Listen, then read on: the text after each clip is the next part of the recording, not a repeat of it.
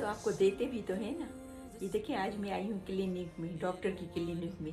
5-6 महीने पहले मैं गिर गई थी, मैंने वीडियो भी बनाई थी, मेरे घुटने में दर्द था, तो उसमें थोड़ा थोड़ा सा दर्द फील हो रहा है, तो मैंने सोचा डॉक्टर को दिखा के आऊँ। तो बस कल फ़ोन किया कि मैं आ रही हूँ, मुझे अपॉइंटमेंट चाहिए।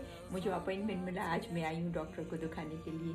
तो फिर और क्या चाहिए, आप दे रहे हो, टैक्स भर रहे हो, तो आप इतना सारा ले भी रहे हो, इतनी सहूलतें आपको दे भी रहे हैं। ये मेरे डॉक्टर हैं, इनका नाम बैरन, राइट?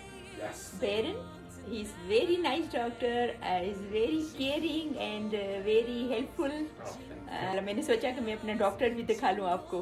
तो thank you so much Baron to attend me and yeah thank you so much. ये इनकी क्लिनिक के अंदर देखें, जहाँ पर लोग आके वेट करते हैं, आराम से बैठते हैं जब तक आपका नंबर आ जाए।